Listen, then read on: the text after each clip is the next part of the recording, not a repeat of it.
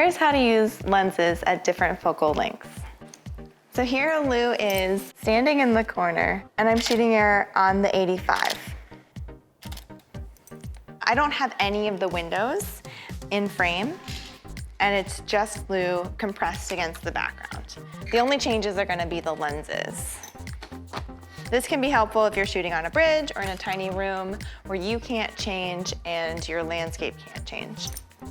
So I'm staying in the same spot, and now I have all the way down to her knees, a little bit of the ceiling, and just a hint of the windows. So all of a sudden, it went from being a straight portrait to having a little bit of context and area.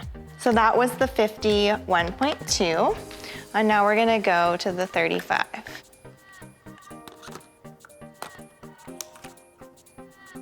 I'm staying in the exact same spot, and now all of a sudden I can see all the way down to Lou's shoes, I can see the plants, I can see the windows, and I can see the ceiling. It's worth noting she also looks longer. Switching it up to the 24. This is gonna provide the most distortion on the edges, and so the leading lines of the window and the architecture of this slanted ceiling are really gonna show off.